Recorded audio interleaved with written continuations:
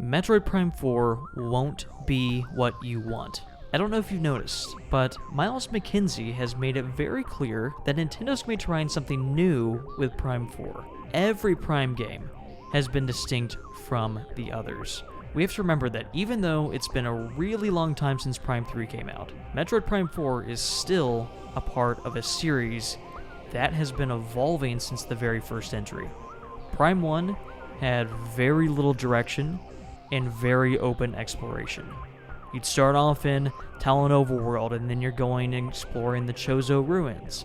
Then you go through Magmor Caverns a little bit, and then you go to Phendrana Drifts, and then back to Talon Overworld, and you're going all over the map, doing a lot of backtracking, and it was very open. They had a lot of the map open to you all at once. And some people, like me, really like that kind of exploration. I am okay with the backtracking. I really like the exploration in Prime 1. If you want to see me talking more about that, you can go view my video that I have in the card here. But Prime 2 and 3 started to develop a formula that was much more streamlined. Instead of exploring a huge, overwhelming world all at once, you're kind of exploring smaller segments for the most part, and it'll have like a boss fight at the end. It works a little bit more like a Zelda dungeon as opposed to a Metroid game, which is fine. I really like Metroid Prime 2 and 3. Even though the core gameplay of the series hasn't really changed, you're shooting, and you're jumping, and you're scanning, and you're exploring, and you're puzzle solving, right? But the way you do those things has evolved and has become more streamlined with every entry. And I would expect the next game in the series to stick with this trend. Now, with that being said, I do think that they realize that there is a segment of the fan base that enjoys the more open exploration from Prime 1. I think we really should put some weight into the fact that Nintendo specifically decided to remaster Prime 1 to reintroduce people to the series. Now, of course, it was the first game in the series, so it makes sense that that would be the first one to get remastered, but at the same time, you would want to make sure you remaster the game that's going to get people more so into the mood for your new game. So I think it's likely that Prime 4 is going to take some stuff out of Prime 1's book without totally throwing out the trajectory they were already headed in with Prime 2 and Prime 3.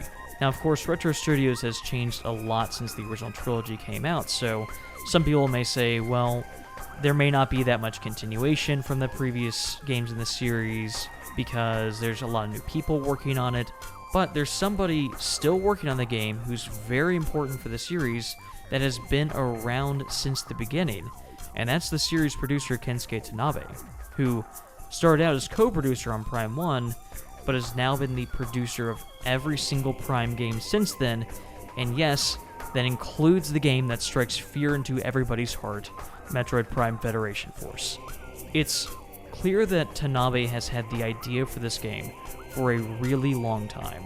Right, Silex was introduced all the way back in Prime Hunters, and then was teased in both Metroid Prime 3 and Federation Force. So it's clear that Metroid Prime has been on Tanabe's mind, even with the nearly 20-year gap in its main series releases. And even though it was so long, I don't think there was really ever a question on whether or not Prime 4 would exist. It was just a question of who was going to make it. It seems that after Prime 3 released, Retro wanted to work on some other projects, so this probably left Tanabe searching for somebody else to make the game. Considering Next Level Games worked on Federation Force, I wouldn't be surprised if they were considered. However, I guess since the game was such a failure, it's not shocking that they ended up not working on Prime 4. However, they've of course found a lot of success with Luigi's Mansion. Now, I also want to remind everybody that Retro was not the original developer for Prime 4. It's rumored that Bandai Namco Singapore, now Nintendo Studios Singapore, was behind that first version of the game. So this tells me that Prime 4 is a game that Nintendo, specifically Kensuke Tanabe, has been wanting to make. Similar to Metroid Dread, this game has been in the making for a long time, and it's clear to me that this was going to be a direct continuation of the ideas from the previous games, regardless of the development team behind it. So, I say all of this to say, don't go into Prime 4 expecting it to be just like your favorite Metroid Prime game. Go into it expecting something new. something that is continuing the trajectory the series is already heading in. We can't go into it expecting a fictional version that we made up in our minds. In order for this game to even have a chance of being successful, us fans need to accept the game for what it is when it comes out, and not judge it based on a preview of a new game mechanic that we don't really know much about. There are going to be things that we love about the game, and there's going to be things that we hate about the game. My encouragement to those of you watching this is to just approach the game with an open mind. Be open to the ideas that have been in development for the past 20 years. This is a new game in one of our favorite series, so let's just try to enjoy it. Unless it's bad, then it's going to be a lot harder to enjoy, but hopefully it won't be bad. Anyway, that's all I have for you today. If you liked the video, please go ahead and click that like button and leave a comment saying what your expectations for Prime 4 are. Thanks for watching, and see you next mission.